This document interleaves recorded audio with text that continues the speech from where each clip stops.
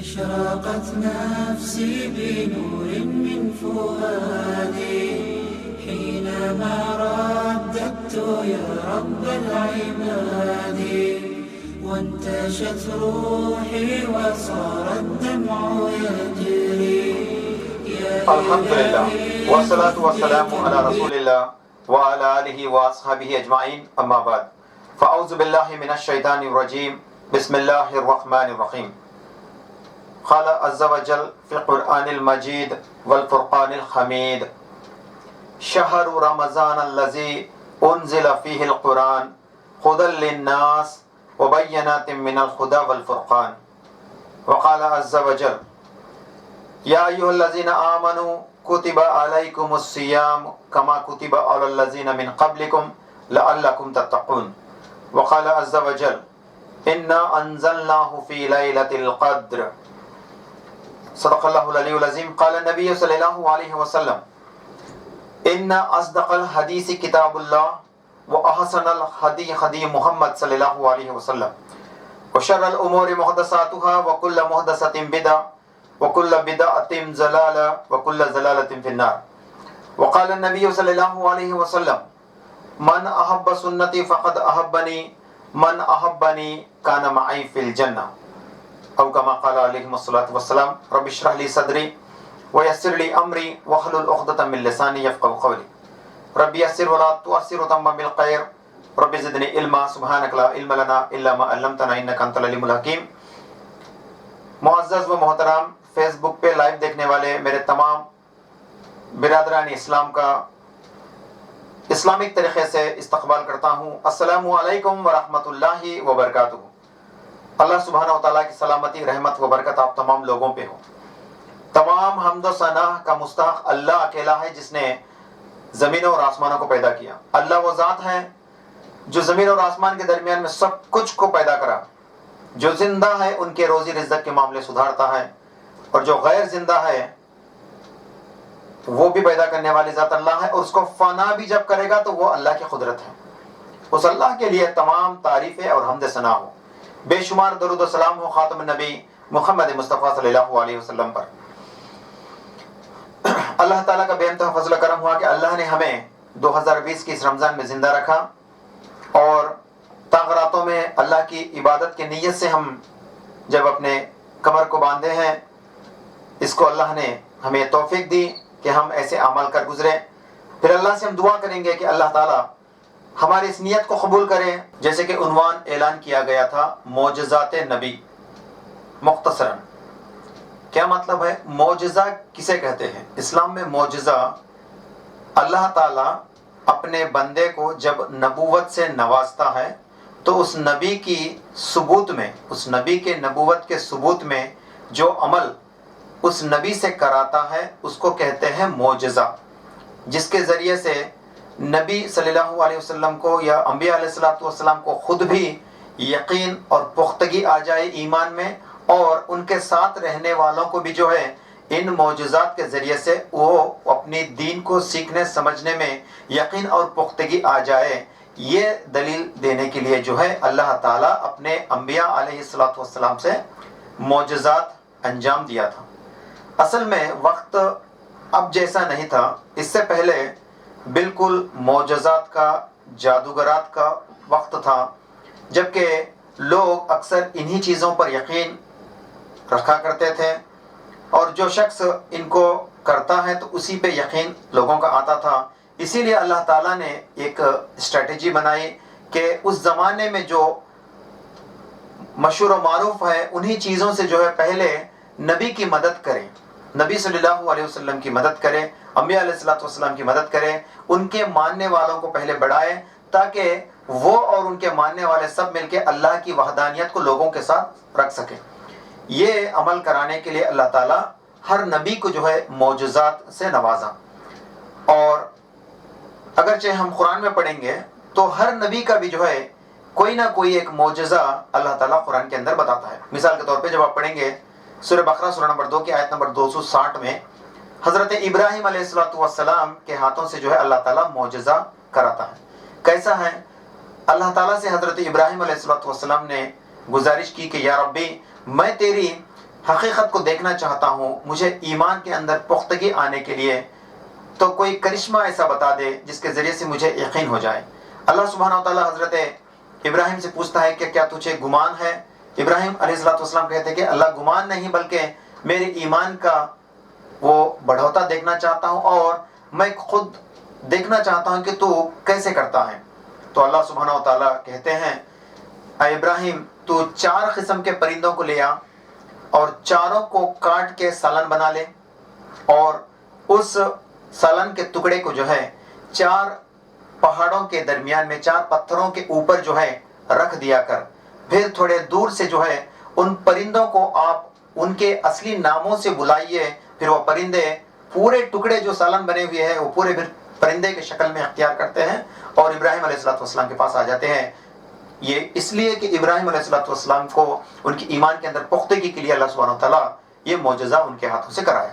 اور اسی حساب سے جب آپ پڑھیں گے سورہ انبیاء سورہ نمبر 21 کی آیت نمبر 69 میں اللہ سبحانہ وتعالیٰ حضرت ابراہیم کو آزماتا ہے اور نمرود بادشاہ جو کہ حضرت ابراہیم کو آگ کے گولے میں پھینک دیتا ہے، اللہ سبحانہ وتعالیٰ ایک کرشمہ دیتے ہوئے جو ہے ایک کرشمہ دکھاتے ہوئے حضرت ابراہیم پر اللہ حکم فرماتا ہے کہ آگ تو جو ہے ٹھنڈک بن جا، قل نا یا نارو کونی بردا وسلام علی ابراہیم، اے آگ تو ابراہیم پر سکون بن جا، رحمت بن جا۔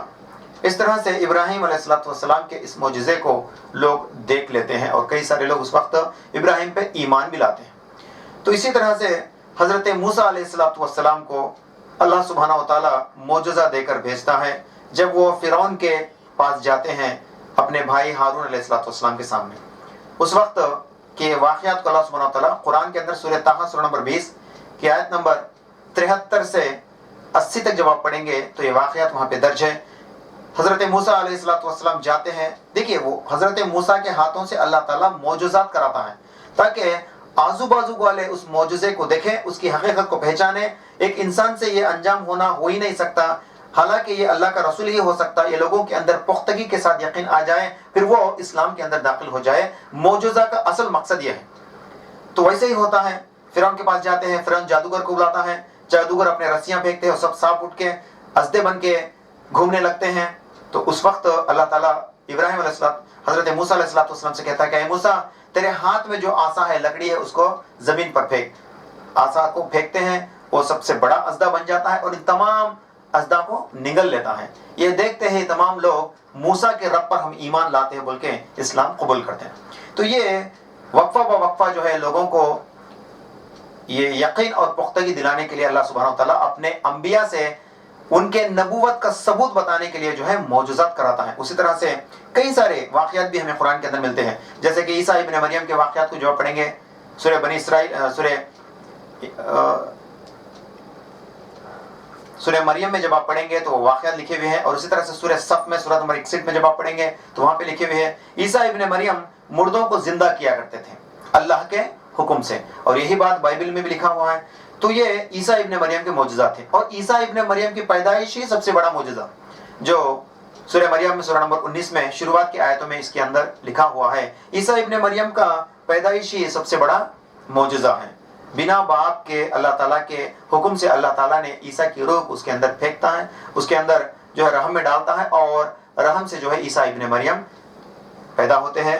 مریم علیہ السلام کا سب سے بڑا معجزہ تھا جو بن باپ کے جو ہے اللہ تعالیٰ بچے کو حضرت مریم کے بطن سے پیدا کرتا ہے، یہ ان کا معجزہ۔ اسی طرح سے صالح علیہ السلام، حضرت صالح علیہ السلام کا واقعہ جب آپ پڑھیں گے سورہ اعراف سورہ نمبر 7 کی آیت نمبر 70 سے 80 تک جب آپ پڑھیں گے تو وہاں پہ لکھا ہوا ہے حضرت صالح علیہ السلام کی قوم صالح علیہ السلام کو کہتے ہیں کہ کوئی معجزہ ہمیں دکھا دو، اس پتھر سے اونٹنی کو پیدا کر کے دکھا دو جب ہم آپ کے رب پہ ایمان لائیں گے۔ اللہ سبحانہ وتعالیٰ سے دعا کرتے ہیں کہ اس پتھر سے جو ہے اونٹ کو پیدا کرو۔ اللہ سبحانہ وتعالیٰ اس پتھر سے جو اس پہاڑ سے جو ہے ایک اونٹنی کو پیدا کرتے ہیں۔ سبحان اللہ، یہ صالح علیہ السلام کا معجزہ تھا۔ لیکن دیکھیے ہر بار بھی لوگ ایمان نہیں لاتے، ہر بار بھی لوگ ایمان نہیں لاتے، اگرچہ جس کے نصیب میں ایمان کا شرف حاصل ہونے کا ہے وہ لوگ ایمان والے ہو جاتے، اگرچہ وہ کفر کے اندر ہی ان کی خاتمہ ہے تو وہ لوگ کفر ہی کرتے، کتنے بھی معجزے کیوں نہ دیکھیں۔ ایک مرتبہ اللہ کے نبی صلی اللہ علیہ وسلم سے بھی وہی واقعات ہوئے تھے، میں انشاءاللہ آگے چل کے بولتا چلوں گا۔ حضرت صالح علیہ السلام کے اونٹنی کو لوگ مار دیتے ہیں، مطلب یہ کہ وہ لوگ ان پہ یقین نہیں رکھتے ہیں تو اللہ تعالیٰ ان کے اوپر عذاب نازل کرتا ہے۔ یہ کئی سارے واقعات ہیں۔ حضرت سلیمان علیہ السلام کے واقعات کو آپ دیکھتے ہیں، سلیمان علیہ السلام ملکہ بلقیس کے حالات کو جو ہے یہیں پہ بیٹھ کے جان لیتے ہیں۔ سلیمان علیہ السلام کو اللہ تعالیٰ ہر جانور سے بات کرنے کی صلاحیت دیتا ہے، ہواؤں کو اپنے طرف رخ کرنے کی صلاحیت دے رکھتا ہے۔ یہ سب بھی نبیوں کے معجزات تھے، اور نبی کے معجزات کا اصل مقصد کیا ہے؟ کیونکہ وہ اپنی امت کو یہ یقین دلائے کہ یہ کوئی جادوگر کا معاملہ نہیں ہے، بلکہ یہ رب العالمین جو کہ اس کے رسول کو، اس کے نبی کو جو ہے یہ طاقت دے کے بھیجا اور وہ لوگوں کو اللہ کی طرف بلائے۔ اور دیکھیے یہاں پہ اور ایک مسئلہ ہے، جب کبھی بھی نبی کے ہاتھوں سے معجزہ ہوتا، وہ نبی فوراً کہتا کہ یہ بِإِذْنِ اللہ، یہ اللہ کے حکم سے ہوا ہے۔ کوئی بھی نبی یہ نہیں کہتا کہ میں بنایا ہوں، بلکہ بِإِذْنِ اللہ کہتا ہے۔ اور اسی طرح سے آئیے اب اللہ کے نبی محمد مصطفیٰ صلی اللہ علیہ وسلم کے ہاتھوں سے اللہ سبحانہ و تعالیٰ نے جن معجزات کو سر انجام دیا اس کے بارے میں سیکھتے چلیں۔ سب سے بہترین معجزہ جو اللہ کے نبی صلی اللہ علیہ وسلم کے دور نبوت میں ہوا تھا، اور اسی طرح سے اللہ کے نبی صلی اللہ علیہ وسلم کے کئی سارے واقعات میں یہ معجزات ملتے ہیں۔ سب سے اگرچہ عظیم دیکھیں گے جس کا ذکر قرآن میں بھی ہے، پہلے اس کے میں اس کے اوپر تفصیلات دیتے چلوں گا۔ جب آپ پڑھیں گے سورہ قمر سورہ نمبر 54 کی آیت نمبر 1-2 میں پڑھیں گے، اللہ سبحانہ وتعالیٰ فرماتا ہے قیامت کی گھڑیاں نزدیک آ گئی اور قمر جو ہے، چاند جو ہے ٹکڑے ہو گیا، چاند جو ہے ٹکڑے ہو گیا۔ مطلب ہے کہ چاند 2 ٹکڑوں میں بٹنا یہ اللہ کے حکم سے اللہ کے نبی نے معجزہ کیا۔ واقعہ یہ آتا ہے جب آپ پڑھیں گے صحیح البخاری جلد نمبر 5 حدیث نمبر 4864 میں 4864 میں جب آپ پڑھیں گے، اللہ کے نبی صلی اللہ علیہ وسلم کے پاس کفار مشرکین آ کے یہ طلب کرنے لگے کہ یا رسول اللہ، اگرچہ آپ سچ مچ میں اللہ کے نبی ہیں تو کچھ معجزہ ہمیں اس فلک کے اندر دکھائیے، اس کائنات کے اندر کوئی معجزہ دکھائیے۔ یہ واحد ایسا معجزہ تھا جو کسی نبی نے کائنات کے اوپر نہیں کیا، بلکہ اللہ کے نبی محمد مصطفیٰ صلی اللہ علیہ وسلم نے چاند کے طرف اشارہ کیا اور کہتے ہیں اللہ کے حکم سے جو ہے تو 2 میں بڑھ جا، تو چاند 2 ٹکڑے میں بڑھ جاتا ہے۔ اس کی تفصیلات کو جب آپ پڑھیں گے سورہ قمر سورہ نمبر 54 کی آیت نمبر 1 میں، یہ بات تو ہمیں یقین آ جاتی ہے۔ اور جب کفار و مشرکین کو بھی یہ بات، یہ نظارہ دکھایا گیا، ان میں سے بہت سارے لوگ ایمان لائے اور بہت ساروں نے اس کو بھی جادو کہہ کے چلا گئے۔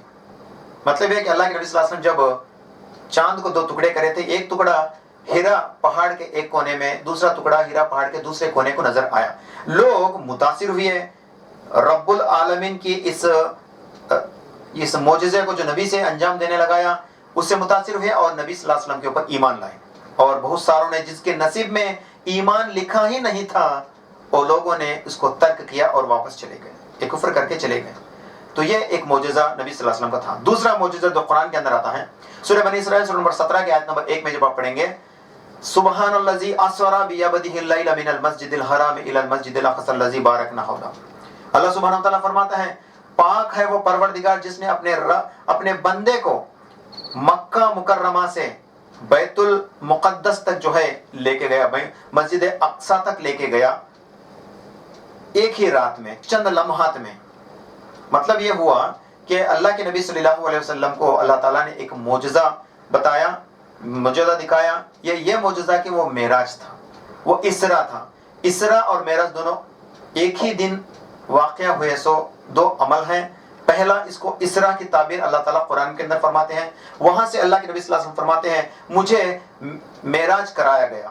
مطلب یہ کہ اللہ تعالیٰ محمد صلی اللہ علیہ وسلم کو بیت اللہ سے مکہ مکرمہ سے نکال کر ایک ہی رات میں چند لمحات میں براق کے ذریعے سے جو ہے مسجد اقصی کو لے گیا، جو کہ تقریباً 3000 کلومیٹر کا فاصلہ ہے۔ فوراً جو ہے وہ وہاں پہ چلے گئے۔ اس سے یہ ایک معجزہ کی شکل ہوئی۔ بعد میں جب معراج کر کے واپس آئے نبی صلی اللہ علیہ وسلم تو لوگوں کو بتایا کہ مجھے رات میں معراج کرایا گیا اور میں رات کے تھوڑے سے حصے میں جو ہے بیت المقدس بھی جا کے آیا ہوں۔ تو لوگ آ کے فرمانے لگے، مطلب ابو جہل کے سامنے یہ بات جب بولے تھے تو ابو جہل جا کے لوگوں کو بلا کے لایا اور کہنے لگا اے محمد اگرچہ تم سچے ہو تو ان لوگوں کے سامنے وہی بات کو کرو جو بات تم نے مجھے پہلے بتائی تھی۔ تو اللہ کے نبی صلی اللہ علیہ وسلم فرماتے ہیں رب کی قسم جس کے ہاتھ میں میری جان ہے، میں نے رات میں مسجد اقصی کے اندر میرے انبیاء علیہ السلام کو جو ہے میرے ساتھیوں کو, اللہ کے رسولوں کو جو ہے نماز پڑھائی. یہ واقعہ جب بیان کرتے ہیں تو ہنسی مذاق میں دے لیتا ہے ابو جہل, اور لوگوں کو کہتا ہے دیکھیے جس کا فاصلہ ہمیں 4 مہینے لگ جاتے جانے آنے کے لیے, تو اتنا لمبا فاصلہ یہ محمد صلی اللہ علیہ وسلم فرماتے ہیں کہ انہوں نے رات کے کچھ حصے میں کر کے آئے. تو لوگ آ کے تعجب سے دیکھتے ہیں, محمد صلی اللہ علیہ وسلم آپ نے سچ مچ میں اس واقعہ کہا؟ تو ان کو بدنام کرنے کے لیے ابو جہل لوگوں کے سامنے کہتا ہے کہ اے محمد, واقعی اگرچہ آپ بیت المقدس جا کے آئے تو ہمیں بتائیے کہ بیت المقدس کی مسجد اقصی کے اندر کتنے دروازے ہیں, کتنے کھڑکیاں ہیں, کون سی کھڑکی کس طرف ہے, اس کے ڈیزائن وغیرہ کیسا ہے. یہ سب کے تفصیلات پوچھنے لگا, حالانکہ یہ اس سے پہلے جانتا تھا, ابو جہل اس سے پہلے جانتا تھا. اور جو لوگ وہاں پہ مسجد اقصی کو دیکھے ہوئے تھے وہ لوگ کے سامنے یہ سوال کر رہا تھا. تو اللہ کے نبی صلی اللہ علیہ وسلم کو اللہ تعالیٰ جو ہے بیت المقدس کے مطلب مسجد اقصی کے دروازے کو جو ہے کھول کے ان کے سامنے رکھ دیا. پھر جیسے جیسے وہ سوال کرتا گیا وہ ان کو دیکھ کر, ڈائریکٹ دیکھ کر جو ہے اس کے جوابات دیتے گئے, کہتے گئے دروازے اتنے ہیں, کھڑکیاں اتنے ہیں, اس کی ڈھانچہ اتنا ہے, وغیرہ وغیرہ. اس کے سوالات کے پورے جوابات دینے لگے. تعجب ہو گئے لوگ, کیونکہ لوگ جانتے تھے کہ محمد صلی اللہ علیہ وسلم امین شخص ہے, اور اس سے پہلے کبھی بھی انہوں نے اتنی دور کی سفر نہیں کی. تو ان کا یہ کہنا کہ انہوں نے بیت المقدس کو یعنی مسجد اقصی کو جا کے آئے, ابھی تو یہ نئی بات ہے, انہوں نے اس سے پہلے کبھی بھی نہیں دیکھی. اب ہو بہو فرما رہے ہیں, تو حالانکہ ان کے ساتھ کچھ معجزہ ہی ہوا تھا, ہم ان کے رب کے اوپر ایمان لاتے ہیں بول کے بہت سارے لوگ ایمان لا لیے. تو اس سے یہ بات پتہ چلتی ہے کہ اللہ کے نبی محمد مصطفیٰ صلی اللہ علیہ وسلم جب کبھی بھی معجزات کرتے تھے, چند لوگ ایمان کی شرف کو حاصل کرتے تھے, کیونکہ اللہ تعالیٰ معجزہ دکھاتا ہے اس لیے تاکہ ایمان والے ایمان میں آ جائے, اور جو کفر کرنے والے ہو ان کے کفر کے اندر وہ اور بڑھاوا لے لیں, مطلب وہ اور زیادہ کفر کر لیں. یہ معجزہ کا رزلٹ ہوتا ہے. معجزات کیا ہوتا ہے؟ جو لوگ ایمان کی شرف حاصل کرنے والے ہیں, جن کے نصیب میں ایمان تھے وہ لوگ ایمان حاصل کر لیتے ہیں, ایمان والے ہو جاتے ہیں. لیکن جو کفر کے اندر مبتلا ہونے والے ہیں, جو جہنم کے کیڑے بننے والے ہیں, وہ لوگ تو اور کفر کر کے چلے جاتے ہیں اس معجزے کے بعد. اور اسی طرح سے ایک شخص آتا ہے, اب آئیے میں پورے حوالات انشاءاللہ دیتا چلوں گا. مسند احمد جلد نمبر 10 حدیث نمبر 11280 سے لے کر 11320 تک جب آپ پڑھیں گے تو لگاتار احادیث کے اندر اللہ کے نبی محمد مصطفیٰ صلی اللہ علیہ وسلم کے ہاتھوں سے سر انجام ہونے والے ان تمام معجزات کی شکل کو جو ہے مسند احمد میں امام احمد بن حنبل رحمۃ اللہ علیہ نشاندہی کرتے ہیں, اور پورے تفصیلات کے ساتھ پورے احادیث کا حوالہ دیتے ہوئے جو ہے لوگوں کو اس کے اندر متاثر کرتے ہیں. تو دیکھیں ان میں سے ایک حدیث یہ بھی ملتی ہے جو جامع ترمذی کی حدیث ہے. حالانکہ جامع ترمذی میں اس حدیث کو ضعیف لکھا گیا ہے, لیکن شرائط مسلم کے حساب سے جو ہے, شرائط صحیحین کے حساب سے جو یہ حدیث صحیح ہے. کہتے ہیں ایک مرتبہ ایک شخص بنو عامر کے قوم کا ایک شخص اللہ کے نبی صلی اللہ علیہ وسلم کے سامنے حاضر ہوتا ہے اور فرماتا ہے, اے محمد ہم نے آپ کو سنا تھا کہ آپ اللہ کے نبی ہیں, اگرچہ واقعی آپ اللہ کے نبی ہیں تو ہمیں کچھ معجزہ بتائیے, یا پھر کچھ اور سوال کرتا. تو اللہ کے نبی صلی اللہ علیہ وسلم فرماتے ہیں تو رک جا, تو رک, مطلب اس کی بات کو وہ پورا کرتا ہی نہیں. اللہ کے نبی صلی اللہ علیہ وسلم اس کو کہتے ہیں کہ تم رک, اور کہتے ہیں کہ تو اس کھجور کے پیڑ کی طرف دیکھ. تو کھجور کے پیڑ کی طرف اشارہ کیا جاتا. کہتے ہیں اللہ کے نبی صلی اللہ علیہ وسلم, اے کھجور کا پیڑ آ ادھر, بولتے ہیں. کھجور کا پیڑ واپس دوڑتے ہوئے جو ہے مطلب زمین کو چیرتے ہوئے اللہ کے نبی صلی اللہ علیہ وسلم کے پاس آ کے ٹھہر جاتا. پھر اللہ کے نبی صلی اللہ علیہ وسلم اس کو دیکھتے, کہتے ہیں کہ شہادت دے. تو وہ کہتا ہے کہ یہ تو کھلی جادو ہے, مطلب یہ کہ وہ بنو عامر کا جو آیا تھا جو شخص, اس کے نصیب میں ایمان نہیں تھی. اتنا بڑا معجزہ دیکھنے کے بعد بھی, اور نبی صلی اللہ علیہ وسلم کے پیچھے اتنے لوگوں کو دیکھنے کے باوجود بھی وہ یہ کہتا ہے کہ یہ تو کھلا جادو ہے. تو اللہ کے نبی صلی اللہ علیہ وسلم فرماتے ہیں اے جھاڑ تو چلا جا. تو جھاڑ واپس اپنے جگہ پہ چلے جاتا ہے. یہ کفر کر کے پھر واپس سے نکل جاتا ہے. مطلب معجزہ کا وجہ کیا ہوتا ہے, معنی کیا ہوتا ہے, مقصد کیا ہوتا ہے؟ جو ایمان والے تھے ان کی ایمان میں اور بڑھاپا ہوتا ہے, اور جن کے نصیب میں ایمان نہیں ہے وہ اور زیادہ کفر کے اندر مبتلا ہوتے ہیں, اور جو شخص آیا وہ چلا گیا. پھر حضرت جابر بن عبداللہ رضی اللہ تعالیٰ عنہ کے تعلق سے ایک بات آتی ہے. ہم نے ایک مرتبہ صلح حدیبیہ کے موقع پر جب ہم نے تقریباً 1400 لوگ, یا ایک حدیث میں آتا ہے 1500 لوگ کی تعداد والے لوگ ہم صلح حدیبیہ پہ مکہ کے قریب ایک جگہ پہ بیٹھے ہوئے تھے، پانی کی قلت تھی، پانی ہمارے سے نہیں تھا، صرف اللہ کے نبی صلی اللہ علیہ وسلم کے ایک مشقزے میں صرف پانی کا تھوڑا سا بچا ہوا پانی تھا، اور آپ صلی اللہ علیہ وسلم اس میں اکثر وضو کیا کرتے تھے. تو ایسے وضو کرنے والے برتن میں صرف پانی تھا، لوگوں کے پاس اور پانی ہی نہیں تھا، لوگ پیاس کے اندر مبتلا تھے. کسی نے کہا کہ اے اللہ کے نبی، ہم پریشان ہیں پیاس کی وجہ سے. اللہ کے نبی صلی اللہ علیہ وسلم فرماتے ہیں اے بلال تو اس مشکیزے کو میرے پاس لے آ. بلال رضی اللہ تعالیٰ عنہ اس مشکیزے کو سامنے لے جاتے ہیں، اور اللہ کے نبی صلی اللہ علیہ وسلم ان کے ہاتھوں کو جو ہے اس مشکیزے میں اس برتن میں ڈبوتے ہیں، اور ان کے انگلیوں سے پانی کے چشمے پھوٹ کر نکلتے ہیں. سبحان اللہ، یہ ایک کھلا معجزہ تھا جو اللہ کے نبی صلی اللہ علیہ وسلم نے کی، اور اس کے ذریعے سے جو پانی نکلا، نبی صلی اللہ علیہ وسلم آواز دیتے ہیں جن جن کو پانی کی ضرورت ہے وہ آ جائے اور اس کو پی لے. لوگ آتے ہیں اپنی پوری شدت سے جو ہے اس کو پی لیتے ہیں، تھوڑا سا سٹور کر لیتے ہیں، اپنے جانوروں کو پانی پلاتے ہیں، اور جن کو غسل کی ضرورت تھی وہ غسل کرتے ہیں، اور جن کو وضو کی ضرورت تھی وہ وضو کرتے ہیں. پھر اللہ کے نبی صلی اللہ علیہ وسلم فرماتے ہیں تم لوگ سیراب ہو گئے، مطلب آر یو سیٹسفائیڈ؟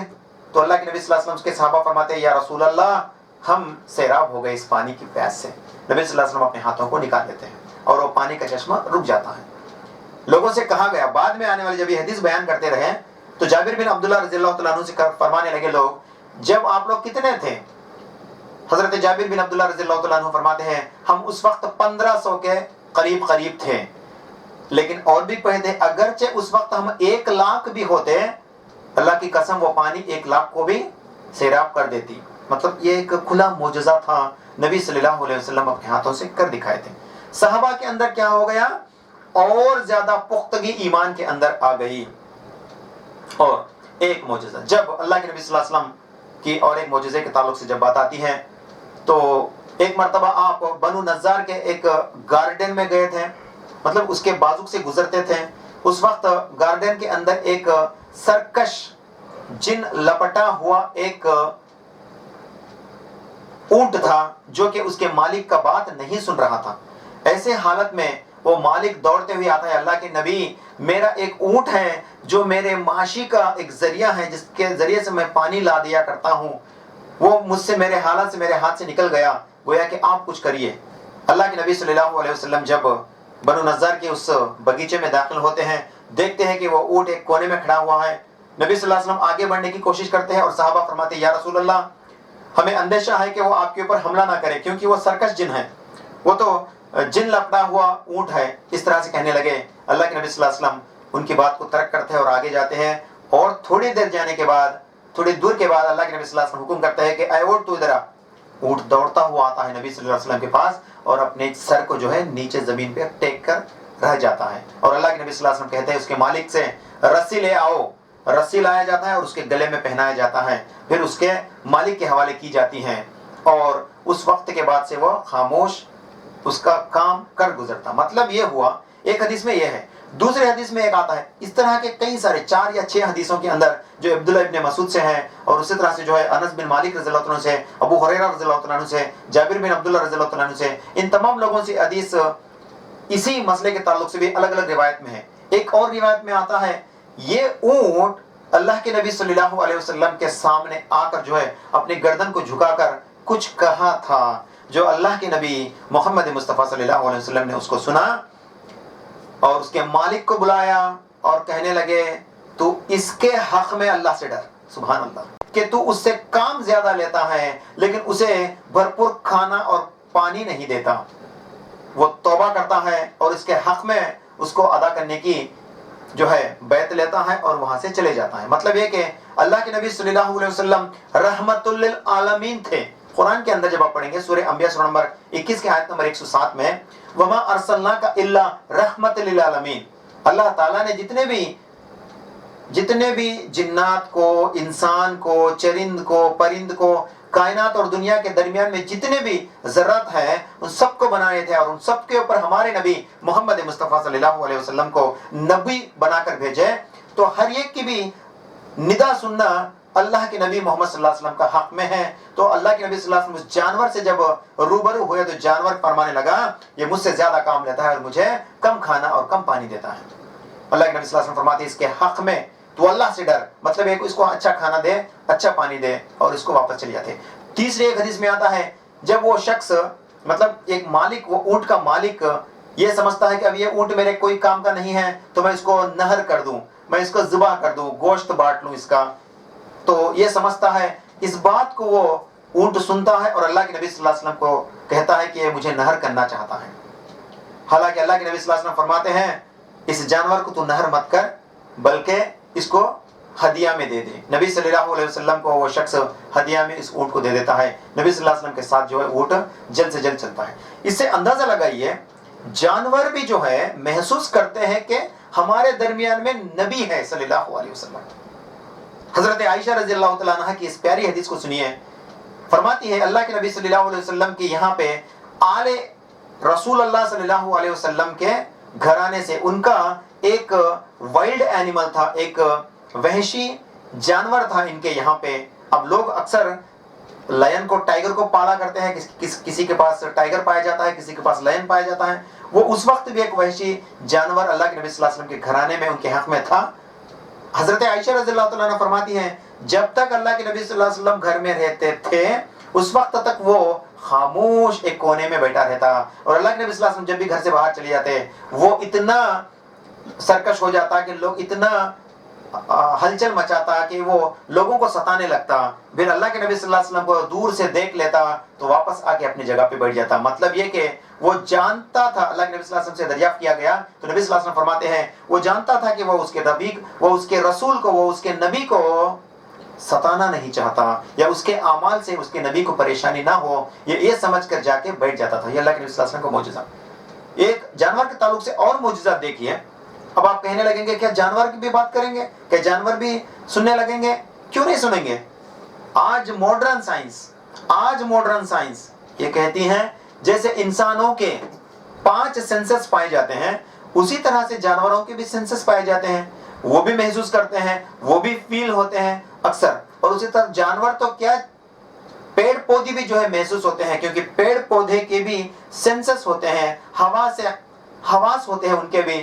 وہ جیسے ہوا سے خمسہ ہمارے 5 ہے، ان کے ہوا سے 4 ہوں گے یا ہوا سے 3 ہوں گے. 3 sense organs or 5 sense organs, whatever it may be, every animal, every plant have the senses. So through which they can feel, they can listen, they can understand. ہمیں بوٹنی میں پڑھتے ہیں، ہم جوالوجی میں پڑھتے ہیں کہ جانور بھی جو ہے محسوس کرتے ہیں ان کے فیلنگز وغیرہ کو اس طرح سے. بہرحال یہ ایک سائنس آج کہتی ہے، لیکن اللہ کے نبی صلی اللہ علیہ وسلم اس وقت جانوروں سے مخاطب بھی تھے. ایک مرتبہ ایسا ہوتا اللہ کے نبی صلی اللہ علیہ وسلم جو ہے کے بارے میں، اللہ کے نبی صلی اللہ علیہ وسلم کے بارے میں ایک بھیڑیا بات کرتا. سبحان اللہ. ایک شخص تھا جو بیڈوئن تھا، جو زراعت کرنے والا ایک بدو تھا. تو یہ بدو کیا کرتا، جانوروں کو چرانے کے لیے، بکریوں کو چرانے کے لیے جنگل میں جاتا تو اس سے ایک بھیڑیا آ کر اس کی بکری کو لے چلے جاتا. تو یہ جا کے اس بھیڑیا کا پیچھا کر کے اس بکری کو اس کے منہ سے چھڑا لے آتا اور بکریہ کو، اس بھیڑیا کو گالی دے کے آتا. تو بھیڑیا کے بارے میں اللہ کے نبی صلی اللہ علیہ وسلم فرماتے، دیکھیے بھیڑیا اپنی دم کے اوپر بیٹھ جاتا اور کہتا تو نے میرے کھانے کو مجھ سے چھینا، میرے بارے میں تو اللہ سے ڈر. اتنے میں یہ بیڈوین کہتا، یہ بدو کہتا کہ ارے یہ تو بڑا تعجب ہے، آج جانور بھی انسان جیسا بات کرتے ہیں. تو بھیڑیا کہتا اس سے ایک تعجب والا ایک بات میں اور بتاتا ہوں آپ کو، تو سن. کہتا ایک نبی آئے ہیں جو اللہ کی وحدانیت کی طرف لوگوں کو بلاتے ہیں اور وہ مدینہ کے اندر ہیں. یہ کہہ کے بھیڑیا چلے جاتا. پھر یہ شخص اپنے جانوروں کو جلد سے جلد ہانکتے ہوئے مدینہ پہنچتا، مدینہ کے کسی کونے میں جو ہے اپنے جانوروں کو رکھتا. پھر اللہ کے نبی صلی اللہ علیہ وسلم کا پتہ لے کر اللہ کے نبی صلی اللہ علیہ وسلم کے پاس پہنچ جاتا اور فرماتا میں نے آپ کے بارے میں آپ کی شہادت دینے کے لیے ایک بھیڑیا کی زبان سے آپ کی نبوت کا واقعہ کو میں سنا ہوں، میں آپ کے ہاتھ پہ بیعت کرتا ہوں بول کے کہتا. تو اللہ کے نبی صلی اللہ علیہ وسلم کہتے ہیں کہ الصلاۃ الجماعہ، اے بلال جماعت کو جماؤ، مطلب لوگوں کو بلاؤ، قریب بلاؤ. کہنے لگتے ہیں سنو اس سے کہ میرا نبوت کا سلسلہ جو ہے وہ فلاں بھیڑیا بھی کر بیٹھا. یعنی جانوروں کو بھی جانوروں کو بھی یہ شعور تھا کہ ان کے درمیان میں ایک نبی تھے صلی اللہ علیہ وسلم. یہ ایک بھیڑیا کا واقعہ ہے. اور ایک سنیے اللہ کے نبی صلی اللہ علیہ وسلم کے پاس ایک پرندہ آتی ہے, سبحان اللہ, ایک پرندہ ایک چڑیا آتی ہے, کہتی ہے یا رسول اللہ فلاں صحابی نے, آپ کے فلاں صحابی نے میرے چھوٹے سے بچوں کو میرے گھونسلے سے لے آئے.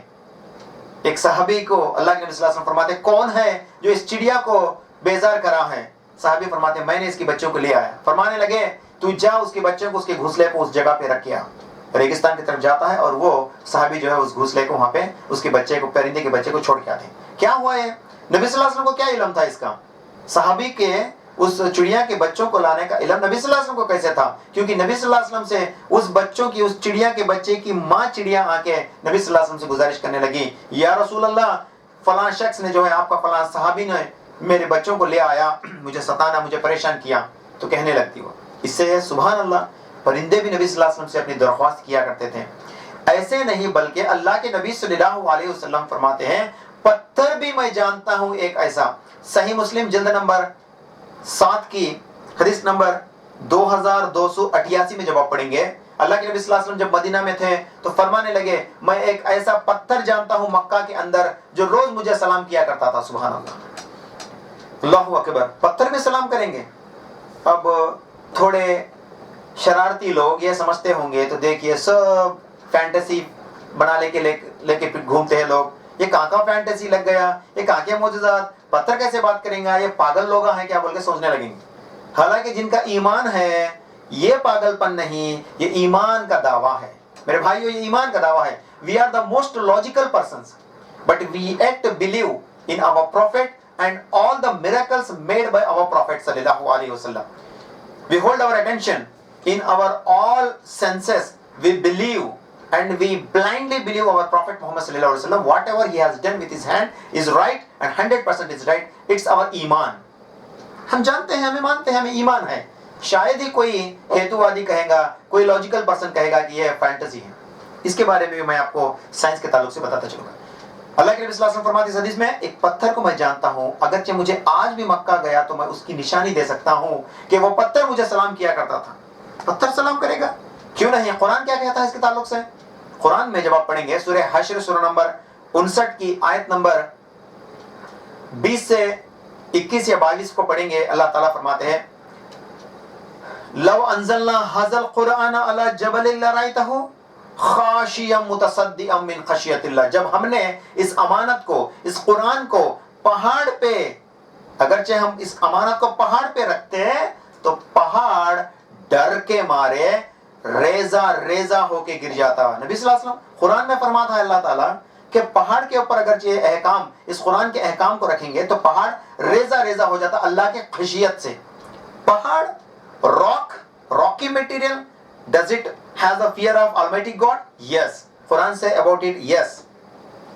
If we hold this book, is commandment and the mountain will be vanished from its position. اللہ تعالیٰ فرماتا ہے قرآن میں mountain, پتھر جو ہے ریزہ ریزہ ہو جاتا, پہاڑ ریزہ ریزہ ہو جاتا. نبی صلی اللہ علیہ وسلم کے اس معجزات کے تعلق سے قرآن بھی گواہی دیتی ہے یہاں پہ. تو اللہ قرآن میں خود فرماتا ہے. اور جب آپ پڑھیں گے سورہ حجاب سورہ نمبر 33 کی آیت نمبر 72 میں جب آپ پڑھیں گے, 73 میں جب آپ پڑھیں گے لو انزلنا هذا القرآن على جبل لرأيته, ہم اگرچہ, اور ایک آیت میں فرماتے اللہ سبحانہ و تعالیٰ اس امانت کو, اگر امانت علی السماوات والارض والجبال, اگرچہ ہم اس امانت کو آسمان پہ رکھنا چاہا, جبال پہ, زمین پہ رکھنا چاہا, پہاڑ پہ رکھنا چاہا, لیکن انہوں نے یہ کہا بیٹھا کہ ہم اس امانت کو نہیں اٹھا سکیں گے. پھر انسان ہے جو اپنے آپ کے اوپر ظلم کر لیا. بلکہ قرآن فرماتا ہے, مطلب یہ کہ آسمان کو بھی وہ شعور اللہ تعالیٰ دیا تو وہ بھی بات کرے گا. مطلب آسمان کو بھی شعور دیا, پہاڑوں کو بھی اللہ تعالیٰ شعور دے رکھا ہے. اللہ has given mountains also a sense of feeling, sense of expression.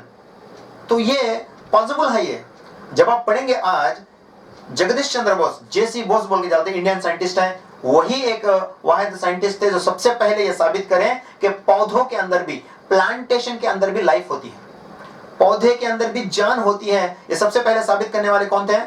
وہ جے.سی. بوس, جگدیش چندر بوس تھے. یہ آج بولے اللہ کے نبی صلی اللہ علیہ وسلم جب کبھی بھی حج کے لیے جاتے، عمرہ کے لیے جاتے، لوگوں کو تاکید کرتے مکہ مکرمہ میں تم نے کسی بھی پیڑ کو نہیں کاٹنا، کسی بھی ڈالی کو نہیں توڑنا، کسی بھی پتھر کو، کسی بھی پتے کو نہیں پھاڑنا، اور نہ ہی کسی کوئی پھول کو، کوئی پھل کو ایک جھاڑ سے اس کو الگ کرنا ہے۔ سبحان اللہ۔ نبی صلی اللہ علیہ وسلم فرماتے ہیں تم پودے کو مت کاٹو جبکہ تم حج کے لیے جاؤ گے۔ کیا مطلب ہے یہ؟ پودے کو کاٹیں گے تو کیا ہوتا؟ پودے آج کل ہم نہیں کاٹتے، لیکن حرمت والی جگہ پہ وہاں پہ کسی کو نقصان کرنا آپ کے لیے یہ واجب نہیں ہوگا، یہ آپ کے اوپر گناہ ہوگا اگرچہ کسی کو آپ نقصان پہنچائیں۔ زندہ کو نقصان کریں گے تو گناہ ہوگا۔ اگرچہ وہ لوگ سمجھتے تھے کہ پیڑ پودے بھی کیا جاندار ہیں، اللہ کے نبی صلی اللہ علیہ وسلم فرماتے ہیں پیڑ پودے بھی جاندار ہے، اس کو بھی نقصان مت پہنچاؤ، بولے سبحان اللہ۔ اللہ کے نبی صلی اللہ علیہ وسلم فرماتے ہیں قیامت آنے کے لیے اگرچہ آپ کو یہ پتا چلا کہ ایک دن باقی ہے تو تم ایک پودا لگاؤ، بولے سبحان اللہ۔ مطلب اللہ تعالیٰ کے نبی صلی اللہ علیہ وسلم یہ جانتے تھے کہ پودے بھی جو ہے اللہ کی ذکر کرتے ہیں، اور اللہ کے نبی صلی اللہ علیہ وسلم تو کیا میرے بھائیو، اللہ تعالیٰ قرآن میں خود فرماتا ہے وَالنَّجْمُ وَالشَّجَرُ يَسْجُدَانِ، سورہ رحمن سورہ نمبر 55 کی آیت نمبر 5 سے 8 تک جب آپ پڑھیں گے وَالنَّجْمُ وَالشَّجَرُ يَسْجُدَانِ، تمام ستارے کیا ہیں؟ سٹار، وہ تو دھواں ہے، وہ گیسز کا بال ہے ایک سٹار۔ اللہ تعالیٰ فرماتا ہے وَالنَّجْمُ اور وَالشَّجَرُ، اور پیڑ پودے بھی اللہ کی سجود کرتے ہیں، سجدہ کرتے ہیں، مطلب اللہ کے حکم کو بجا لاتے ہیں، سبحان اللہ۔ تو اللہ تعالیٰ نے ان کو شعور دے رکھا ہے، میں اور آپ محسوس نہیں کرتے، اس کا مطلب یہ نہیں کہ وہ شعور نہیں ہے۔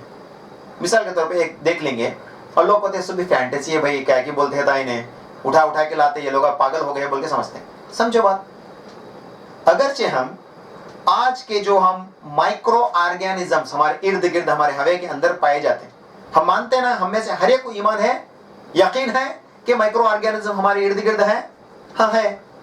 اگرچہ یہی بات 16ویں صدی میں، جبکہ 17ویں صدی میں لیون ہاک نے اس مائکروسکوپ کو ایجاد نہیں کیا ہوا، اس وقت سے پہلے کسی کو یہ بات کہیں گے کہ ہمارے ارد گرد کئی سارے جراثیم پائے جاتے ہیں، there would be so many microorganisms in lakhs around us, would they believe؟ کیا وہ بتائیں گے، وہ مانتے ہوں گے؟ نہیں مانیں گے، کیونکہ ان کو یہ فینٹیسی لگیں گا، کیونکہ ان کے پاس پروف نہیں ہے۔ لیکن جب آج یہ سوال کریں گے تو بچہ کہے گا کہ ہمارے ارد گرد مائکرو آرگینزمس ہیں۔ مطلب یہ کہ کیا ابھی 18ویں صدی میں 19ویں صدی میں مائکرو آرگینزم آ کے ارد گرد جمے ہوئے ہیں؟ نہیں، سڑنا، جانور کا سڑنا، پتے کا سڑنا، ہر چیز کا سڑنا، جب سے اللہ تعالیٰ نے اس کائنات کو، اس زمین کو بنایا ہے، اس وقت سے آج تک ہے۔ مطلب یہ کہ مائکرو آرگینزمس اس وقت سے آج تک اور قیامت تک رہیں گے۔ اسی کے ذریعے تو لوگ اپنے ویسٹ کردہ چیزوں کو پھینکتے تھے اور سڑ جاتا ہے وہ، اور سڑتا کس کے ذریعے سے ہے؟ لوگوں کو دفناتے ہیں، سڑتے ہیں، کس کے ذریعے سڑتے ہیں؟ مائکرو آرگینزمس ہوتے ہیں وہ۔ اگرچہ یہی سوال 16ویں صدی میں کرتے تو کوئی نہیں مانتا، لیکن آج کریں گے تو مانتا، کیونکہ آج پروف ہے۔ اسی طرح سے میرے بھائیوں، کئی سارے اللہ کے نبی صلی اللہ علیہ وسلم کے معجزات کو ہم اگرچہ سن کے ایمان لاتے ہیں، یہ اس لیے آج ہمارے پاس اتنے آلات نہیں ہیں کہ ہر معجزے کو ہم صحیح ثابت کریں، قرآن کے ہر آیت کے سائنٹیفک ایزمپشن کو ہمیں صحیح ثابت کریں۔ اتنے اجاگر، اتنا ڈیولپمنٹ ہمارا سائنس نہیں ہوا، انشاءاللہ جب ہوگا تو اس کے اوپر بھی ہم ایمان لائیں گے، لیکن اس وقت تک ہم نہیں رہیں گے۔ تو ہمارا یہ یقین ہے کہ اللہ کے نبی صلی اللہ علیہ وسلم کی ہر بات سچائی کے ساتھ ہے، ہر بات، ہر عمل جو اللہ کے نبی صلی اللہ علیہ وسلم ہمیں نشاندہی کرے پورے کے پورے حق ہے ماشاءاللہ۔ گویا کہ ہمیں سائنٹیفک پروف ملے یا نہ ملے، ہم اس کے اوپر یقین رکھتے ہیں۔ اللہ کے نبی صلی اللہ علیہ وسلم کھڑے ہو کو جو ہے پانی مت پیو، بیٹھ کو پیو، یہی سنت ہے بول کے سکھائے۔ آج سائنس کے ذریعے سے آرٹیکل لکھ کے یہ سائنٹسٹ جو ہے، ڈاکٹرز لکھ کے بتاتے ہیں کہ سٹ اینڈ ڈرنک، سٹ اینڈ ڈرنک، سٹ اینڈ ڈرنک، تم بیٹھو پیو، بیٹھو پیو، تم کھڑ کے ٹہر کے نکو پیو، بول کیا ہے مطلب اس کا؟ جو بات اللہ کے نبی صلی اللہ علیہ وسلم 1400 سال پہلے ہمیں نصیحت کر کے گئے کہ تم بیٹھ کے پانی پیو، یہی تمہارے لیے بینیفٹ ہے، تو آج وہ ڈاکٹر بھی کہتے ہیں۔ مطلب ہے کہ اس وقت ڈاکٹر کے پروف کے اوپر صحابہ ایمان نہیں لائے، صحابہ اکرام اللہ کے نبی صلی اللہ علیہ وسلم کے قول پہ ایمان لائے۔ واللہ آج جو ایمان والا ہے ملے ہمارے اور آپ کے نبی صلی اللہ علیہ وسلم پر، وہ ایمان بھی ہمارا یہی ہے۔ ہمیں کوئی ڈاکٹر کی پروف کی ضرورت نہیں، ہمیں کوئی سائنٹیفک کی پروف کی ضرورت نہیں، ہم ایمان اور یقین رکھتے ہیں کہ اللہ کے نبی صلی اللہ علیہ وسلم کے ہاتھوں سے اللہ سبحانہ و تعالیٰ کئی سارے معجزات کو کیا ہے، اور سب کے اوپر ہمارا یقین ہے، سبحان اللہ۔ یہ ہے ایمان کا دعویٰ۔ اب آئیے تھوڑے اور معجزات میں آپ صلی اللہ علیہ وسلم کے بتاتا چلتا ہوں۔ ایک مرتبہ آپ صلی اللہ علیہ وسلم، حضرت جابر بن عبداللہ رضی اللہ تعالیٰ عنہ سے روایت ہے، آپ صلی اللہ علیہ وسلم کے ساتھ حضرت جابر بن عبداللہ دور کہیں سفر میں جا رہے تھے. آپ صلی اللہ علیہ وسلم کو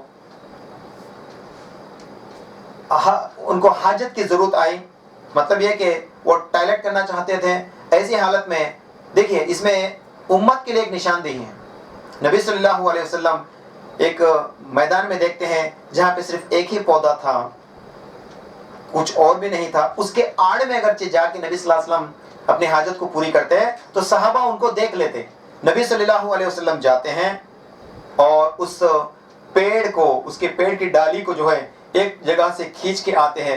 جتنا جگہ تک، جتنا دیر تک، جتنے فاصلے تک اللہ کے نبی صلی اللہ علیہ وسلم اس پیڑ کو کھینچ کے لائے، جابر بن عبداللہ فرماتے ہیں ہمیں اس پیڑ کے چلنے کے اس طرف کچھ بھی نظر نہیں آیا. نبی صلی اللہ علیہ وسلم اس پیڑ کو لے کے گئے، پھر ان کے پیچھے گئے، اپنی حاجت کو پوری کرے، پھر واپس آ کے اس کے پیڑ کو جا کے کہے کہ وہ اسی جگہ پہ رکھ جائے. یہ ایک حدیث یہ ملتی ہے جابر بن عبداللہ سے. اور جابر بن سمورہ رضی اللہ تعالیٰ عنہ سے ایک حدیث اور ملتی ہے. نبی کریم صلی اللہ علیہ وسلم ایک مرتبہ اپنی حاجت کو پورا کرنے کے لیے ایک میدان میں گئے. صحابہ کو فرمانے لگے کہ دیکھو اس طرف کچھ ہے آڑ بننے کے لیے. صحابہ کہنے لگے صرف 2 ہی الگ الگ پیڑ ہیں جو الگ الگ جگہ پہ ہیں، اس کے بازو جا کے آپ اپنی حاجت کو پوری کریں گے تو لوگ دیکھ لیں گے آپ کو.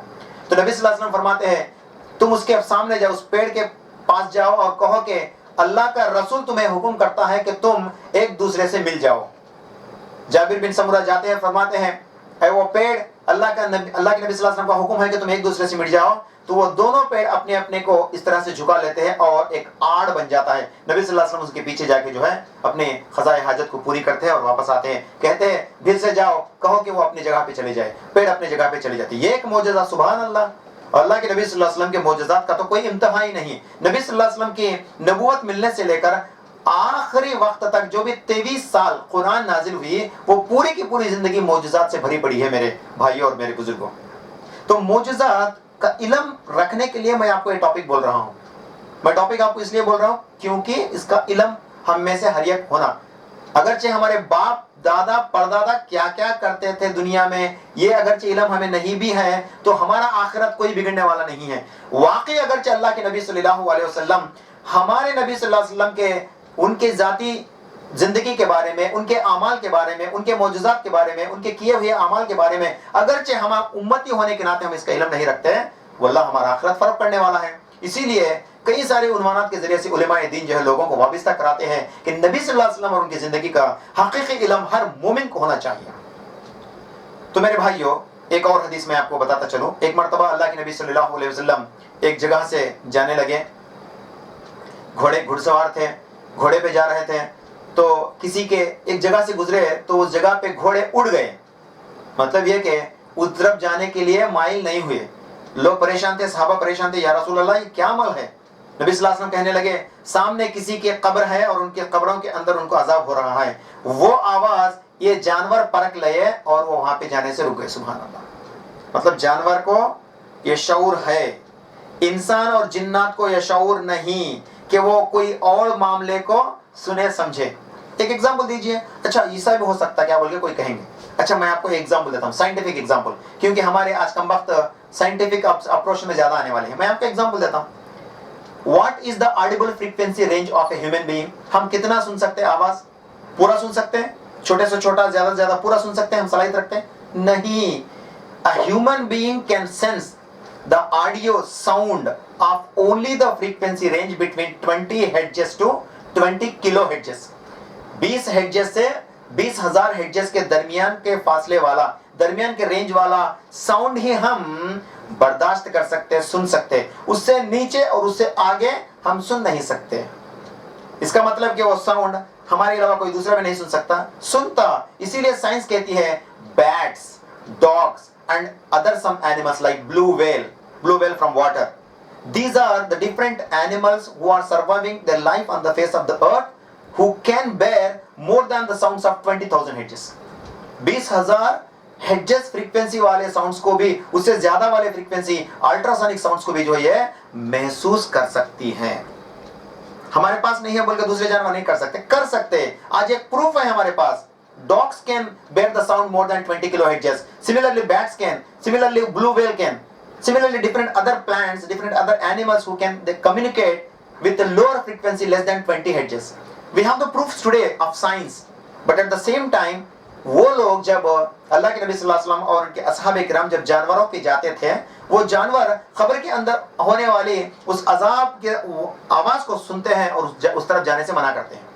نبی صلی اللہ علیہ وسلم فرماتے ہیں ان کے قبروں میں زبردست عذاب ہو رہی ہیں, وہ محسوس کرے تھے یہ جانور. اور تو کیا, ایک اور حدیث آپ کو سناتا ہوں میں چونکا دینے والی, جو یہ کہتی ہے کہ انسان جنات کو چھوڑ کر پورے ارد گرد رہنے والے چرند پرند پیڑ پودے سب خبر کے عذاب کو سن سکتے ہیں. صحیح البخاری جلد نمبر 2 کتاب الجنائز حدیث نمبر 1386 1386 میں, اور اسی طرح سے 1349 سے 52 تک جب آپ پڑھیں گے تو یہاں پہ حدیث درج ہے. فرماتے ہیں اللہ کے نبی صلی اللہ علیہ وسلم 8 لوگوں کی نشانیاں اللہ کے نبی صلی اللہ علیہ وسلم کو دکھائی گئی. ان میں سے ایک یہ تھا کہ 8 لوگاں مطلب 8 برے لوگاں جن کے اوپر قبر کے اندر عذاب ہو رہی تھی, برزخ کے اندر عذاب ہو رہی تھی. اس عذاب کے ایگزامپلز کو اللہ کے نبی صلی اللہ علیہ وسلم کو دکھایا گیا. ان میں سے ایک تھا وہ شخص جو ہے ایک ٹیبل پہ لٹایا ہوا تھا, ایک بینچ پہ لٹایا ہوا تھا. اس کے پیشانی کے پاس ایک زبردست ہولناکی پیش کرنے والا ایک فرشتہ اپنے ہاتھ میں گدا لیا ہوا تھا, اپنے ہاتھ میں جو ہے ایک ہیمر لیا ہوا تھا. اپنے ہاتھ میں ایک ہیمر لے کے اٹھا کے اس کے سر پہ مارتا تو وہ مارتے ہی اس کا سر چکنا چور ہو جاتا اور وہ شخص ایک آواز دیتا, ایک چیخ مارتا. اللہ کے نبی صلی اللہ علیہ وسلم فرماتے ہیں اس چیخ کی آواز کو صرف انسان اور جنات کو چھوڑ کر ارد گرد پائے جانے والے تمام پرند چرند پیڑ پودے سن لیتے ہیں. سبحان اللہ. دنیا کا ایگزامپل ہمارے ساؤنڈ فریکوینسیز کو ہے, آخرت کے ایگزامپل جو ہمارے ساتھ ہی رہتے ہیں پیڑ پودے, ہمارے ساتھ ہی رہتے ہیں چرند پرندے, لیکن وہ بھی اس آواز کو سن سکتے ہیں. مطلب ہے کہ ہم نہیں سن سکتے. اب ہمیں سنیں گے تو کئی کو غلطیاں کریں گے, فوراً صبح سے جا کے فجر کی نماز پڑھتے بیٹھتے نہیں, اذان بھی ہمیش دے دیتے ہیں, اقامت بھی ہمیش بول لیتے ہیں. کب رات کو میں خبر سے آواز سنی ابھی دنیا میرا ختم ہو گیا, میں دین اس کو نکل جاتے نہیں. اپن لوگ نہیں کر سکتے ایسا, آف کورس ہوتا, لیکن اللہ تعالیٰ اس تصور کو شعور کو ہم سے الگ کر دیا تاکہ ہمیں امتحان سے گزارے. ہمیں اللہ کے نبی صلی اللہ علیہ وسلم کے اوپر ایمان لائے اور ان کے اعمال کے اوپر ایمان لائے, اسی لیے اللہ تعالیٰ ہم سے کئی سارے شعور کو دور کر دیا. میرے بھائی یہ ایک معجزات ہے. سنتے جائیے اللہ کے نبی صلی اللہ علیہ وسلم کے کئی سارے معجزات. اور ایک مرتبہ اللہ کے نبی صلی اللہ علیہ وسلم قضاء حاجت کے لیے ایک جگہ پہ جاتے ہیں اور اپنی حاجت کو پوری کر کے آتے ہیں. جابر بن عبداللہ سے حدیث روایت ہے, فرماتے ہیں جابر تو فلاں جگہ جا جہاں پہ میں قضاء حاجت کے لیے جا آیا. کہتے ہیں جا اور اس پیڑ کے 2 ٹہنیاں لے, دو کچی ٹہنیاں کو توڑ, اور جس جگہ پہ میں قضاء حاجت کر کے آیا اس کے بازو میں جو اونچی چٹان جیسی جگہ ہے وہاں پہ اس کو گاڑ کے آ. یہ سنتے ہیں حضرت جابر بن عبداللہ بغیر کوئی سوال کرے جاتے ہیں, 2 ٹہنیوں کو توڑتے ہیں پیڑ سے اور دونوں کے اوپر بو کر آتے ہیں. وہاں پہ اس کو جو ہے اس میں دھسا کے آتے ہیں, اس جگہ پہ لگا کے آتے ہیں. واپس آتے کہتے ہیں اے جابر کیا تو جانتا ہے میں نے اس عمل کو کرنے کا میرا مقصد کیا تھا؟ جابر رضی اللہ تعالیٰ فرماتے ہیں اللہ اور اس کے رسول بہتر جانتے ہیں. نبی صلی اللہ علیہ وسلم فرماتے ہیں جس جگہ پہ میں نے آپ کو کہا تھا کہ تم اس پیڑ کے ڈالی کو چپکائے وہاں پہ 2 قبر تھے اور اس قبر کے اندر والوں پر عذاب قبر ہو رہا تھا, اور میں امید کرتا ہوں کہ تمہارے اس پیڑ کے ٹہنی کو اس میں لگانے کی وجہ سے جتنا دیر تک اس پیڑ کے ٹہنے کے اندر ہریالی ہرندہ پن رہتا یا جتنا بھی دیر وہ تر رہتا, as long as it would be wet, it would not dry as long as until the punishment from the grave has been removed out. مثلا اس گھر سے اس قبر سے جو ہے جتنا دیر یہ ہریالی رہتا یا ہرا رہتا اتنا دیر وہ قبر کے اندر عذاب نہیں ہوتا. میں امید رکھتا ہوں. بولے کیا مطلب ہے اس کا؟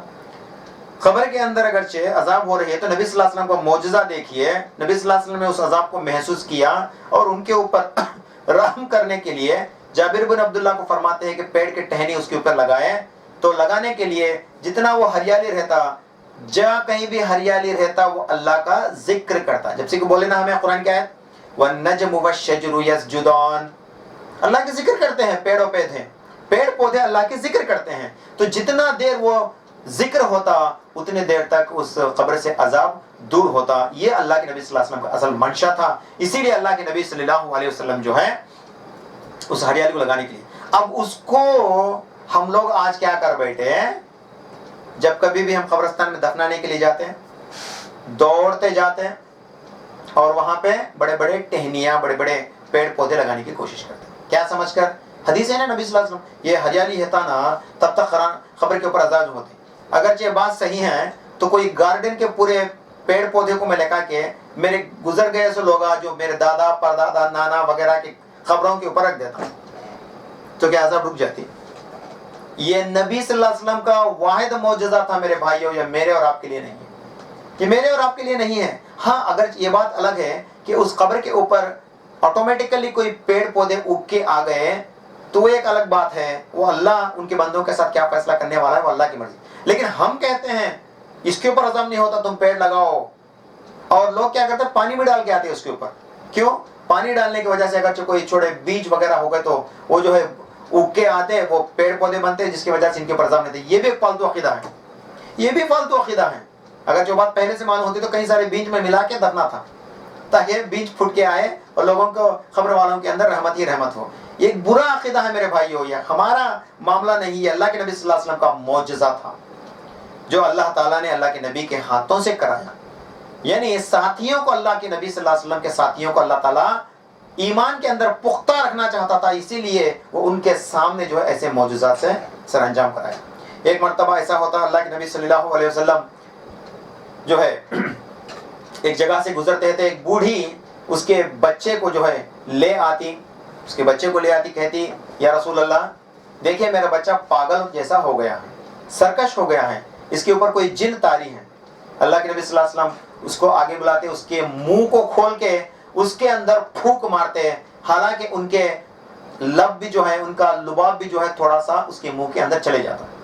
پھر ایک سفر کی حالت کو حضرت جابر بن عبداللہ فرماتے ہیں آگے چلے جاتے، پھر واپس اس سفر سے آپ صلی اللہ علیہ وسلم واپس آتے ہیں تو وہ بوڑھیاں ایک بکرے کے بچے کو تھوڑا سا آٹا وغیرہ کو لے کے بہت سارے چیزیں جو ہدیے میں دینے کے لیے نبی صلی اللہ علیہ وسلم کا انتظار کرتی تھی. نبی صلی اللہ علیہ وسلم دریافت کرتے کہ کیا حال ہے تیرے بیٹے کا؟ فرماتی وہ خاتون اے اللہ کے نبی میرا بیٹا تو بالکل اچھا ہے اور اچھا خاصا ہو گیا اور میری بات بھی سن رہا ہے ماشاءاللہ کہنے لگتی اور کہتی کہ ان بکریوں کو آپ ہدیے میں لے لو. نبی صلی اللہ علیہ وسلم ایک بکری کو ہدیے میں لیتے ہیں وہاں سے اور تھوڑا سا آٹا وغیرہ ہدیے میں لے لیتے ہیں. ایک مرتبہ اللہ کے نبی صلی اللہ علیہ وسلم کسی جنگ کے لیے گئے تھے، صحابہ کو لے کر واپس آ رہے تھے، سب لوگ ایک جگہ پہ جمع ہو گئے، پانی کی قلت بھی محسوس ہونے لگی.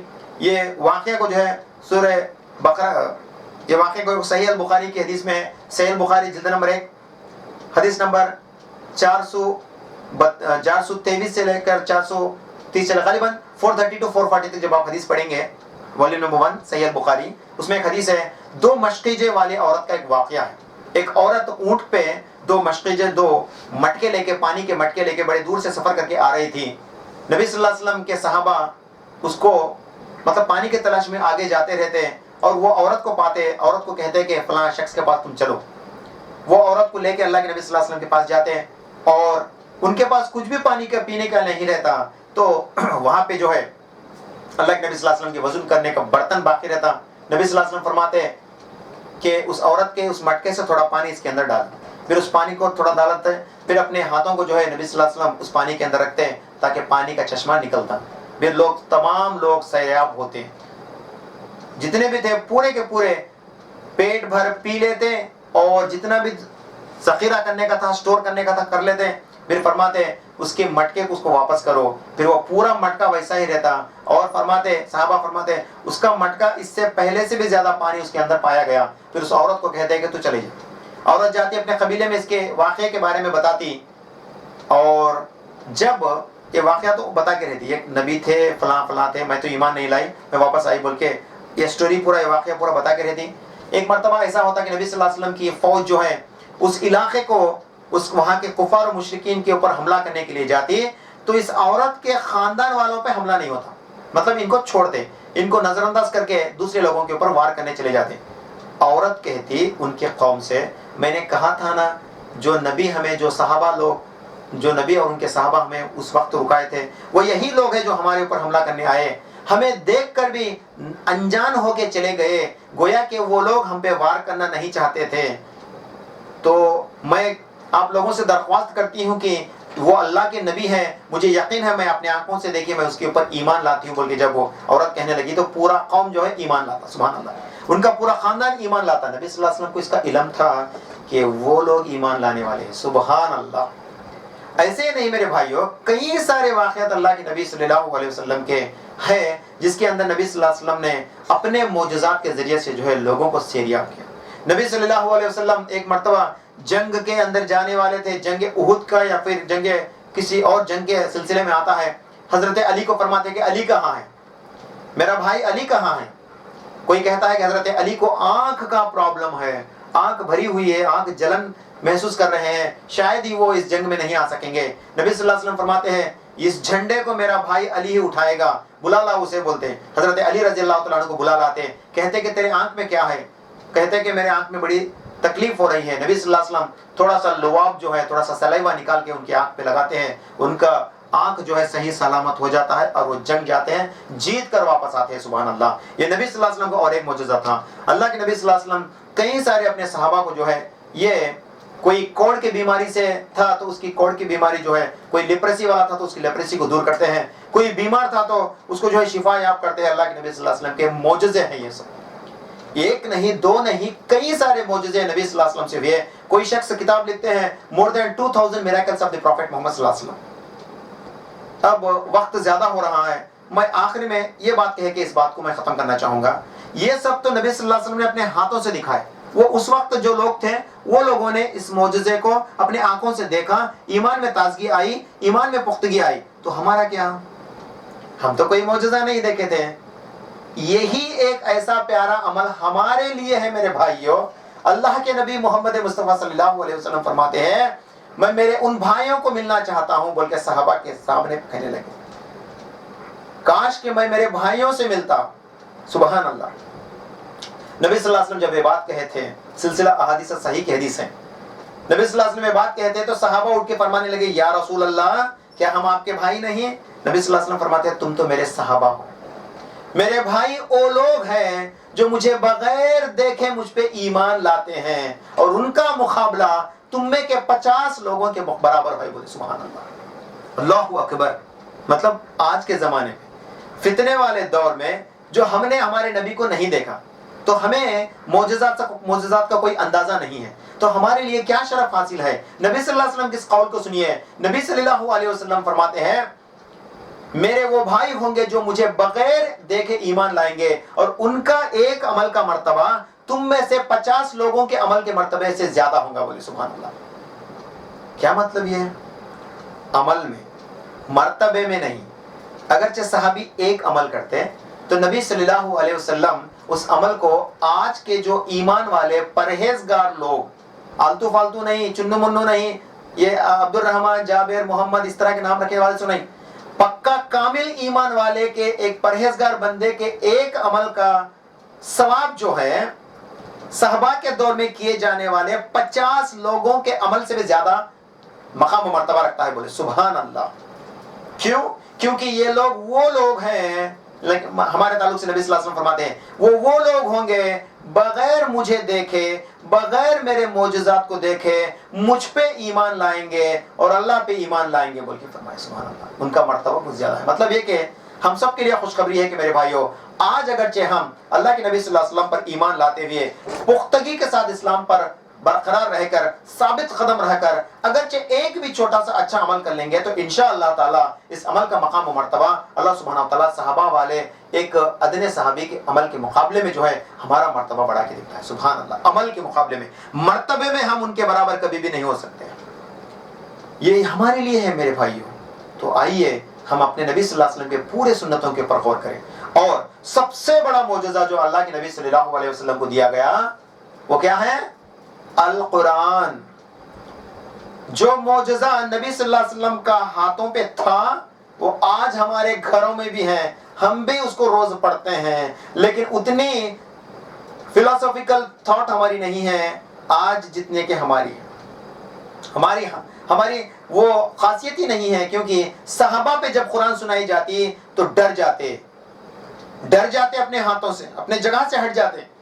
ہمیں جب قرآن سنائی جاتی تو ہم پہ کوئی اثر نہیں ہوتی. کیا مطلب ہے اس کا؟ اس کا مطلب ہے کہ ہمیں وہ ایمان سے نہیں پڑھ رہے ہیں, اتنے یقین کے ساتھ ہم قرآن کو نہیں پڑھ رہے ہیں, اتنے یقین کے ساتھ ہم اس عمل کو نہیں کر پا رہے ہیں. میرے بھائیوں ایک سنہرا موقع ہے, ابھی 4 یا 5 دن اللہ تعالیٰ کی بدولت اس رمضان کے بچے ہوئے ہیں. میں تمام لوگوں سے گزارش کروں گا کہ زیادہ سے زیادہ قرآن کی تلاوت کیجئے اور اپنے زندگی میں قرآن کو سمجھ کر پڑھیے. اللہ جب تک آپ قرآن کو سمجھ کر نہیں پڑھیں گے آپ کے عمل میں سدھار نہیں آئے گا.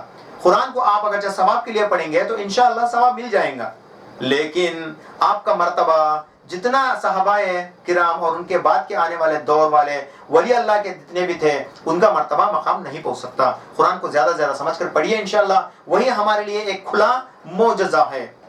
نبی صلی اللہ علیہ وسلم کا چھوڑا ہوا ایک کھلا معجزہ القرآن الحدیث.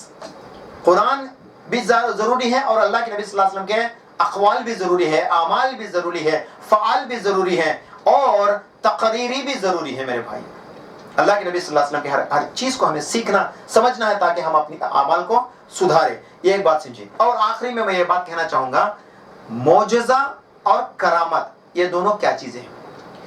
معجزہ اللہ تعالیٰ اپنے نبی کی نبوت کو ثابت کرنے کے لیے نبی کے ہاتھوں سے جو عمل کرتا ہے وہ معجزہ کہلاتا. اور اللہ تعالیٰ اپنے خاص بندے جس کو بولتے ہیں ولی اپنے خاص بندے کے ہاتھوں سے اللہ تعالیٰ کچھ اعمال ایسے کراتا جس کے ذریعے سے اس بندے کا مرتبہ لوگوں کے درمیان میں اونچا ہوتا. سبحان اللہ. تو ولی دیکھیں نا, آج جابر بھی بول دیا, یہ صحیح حدیث پہ چلنے والا بھی بول دیا کہ ولی ہوتا ہے اور ولی کے ہاتھوں سے معجزہ ہوتا ہے, لیکن کب؟ بشرط یہ کہ جب تک وہ زندہ ہو.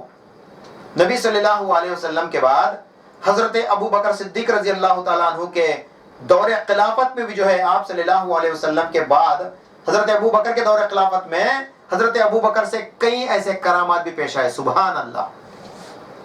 ابو بکر کی سب سے بڑی کرامت یہی تھی کہ ان کو اللہ تعالیٰ الہام کرتا ہے کہ اے ابا بکر تو قرآن کو جمع کر. سبحان اللہ. قرآن کو جمع کیا جاتا ہے جیسے آج ہمارے پاس قرآن ہے. یہ قرآن جو ہم آج کتاب کی شکل میں پڑھ رہے ہیں یہ کب جمائی گئی؟ یہ وہی ابو بکر کے زمانے میں اس کا شکل مصحف کی شکل میں, بک کی شکل میں بنایا گیا. میرے بھائیوں یہ اس ابو بکر کا الہام تھا جو وہ حکم کرے تھے کہ اس قرآن کو جمایا جائے. یہ ابو بکر کے دل کے اندر اللہ تعالیٰ یہ وہم ڈالا تھا. اسی طرح کے کئی سارے کرامات ہیں. ابو بکر کے بعد حضرت عمر رضی اللہ تعالیٰ عنہ کے کئی سارے کرامات تھے. ایک واقعہ بولتا ہوں میں, کبھی انشاءاللہ کرامات ولی اللہ کا بھی جو انشاءاللہ کوئی بیان لے لیں گے ہم انشاءاللہ, اللہ تعالیٰ نے حیات اور طاقت رکھا تو. عمر فاروق کا کرامت دیکھیے. عمر فاروق ایک مرتبہ نیل ریور کے پاس, نیلو ندی جس کو بولتے ہیں, دریائے نیل کے پاس جاتے ہیں اور لوگ کہتے ہیں کہ اس ٹائم پہ دیکھیے اب دریائے نیل سوکھتی ہیں, دریائے نیل سوکھتی ہے, اس کا پانی نہیں آتا. یہ فلانا ٹائم ایک ایسا ہوتا ہے وہاں پہ دریائے نیل سوکھ جاتی ہے. لوگ ایسا کچھ اور بات ہوگا, ذہن میں میری پوری قول نہیں ہے.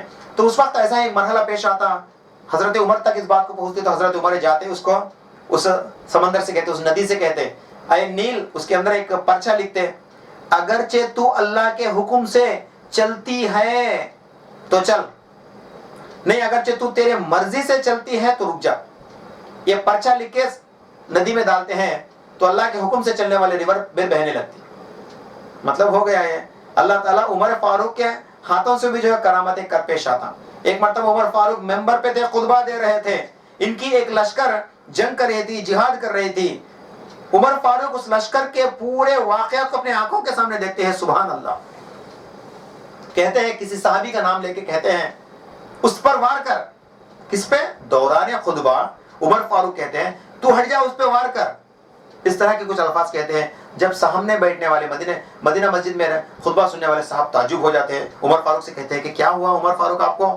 عمر فاروق فرماتے ہیں میرے سامنے ایک واقعہ دکھایا گیا, مجھے محسوس ہوا کہ جو ہے وہ میرے صحابی کے اوپر وار کرتا, تو میں میرے صحابی کو کہتا کہ ارے تو ہٹ جا, اس طرح سے کچھ کہا تھا.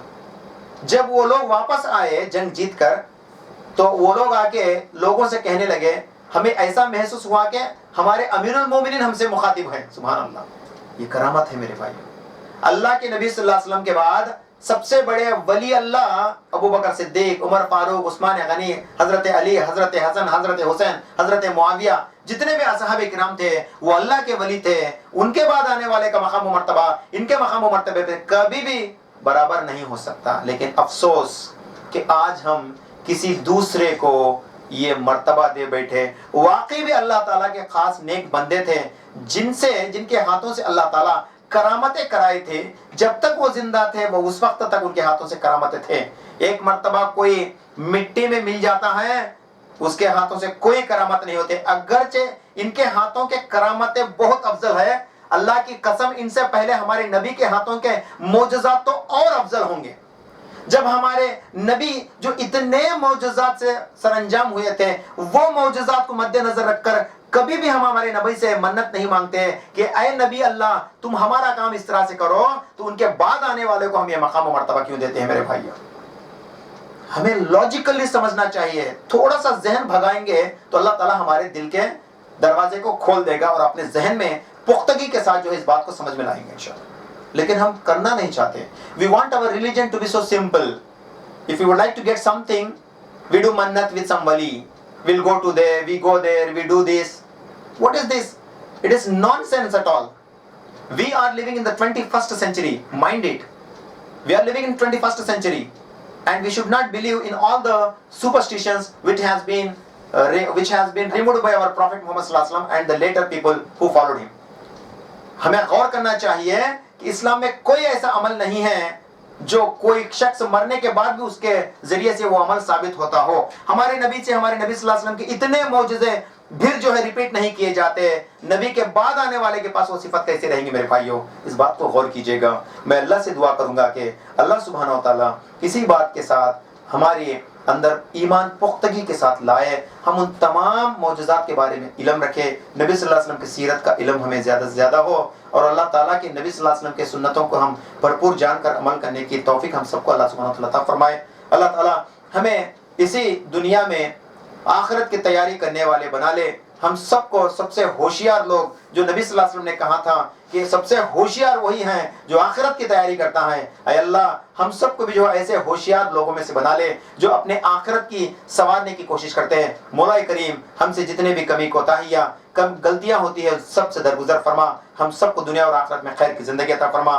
سبحان ربک رب العزت عما یصفون وسلام علی المرسلین والحمد للہ رب العالمین وآخر دعوانا ان الحمد للہ رب العالمین والسلام علیکم ورحمۃ اللہ وبرکاتہ. حينما رددت يا رب العباد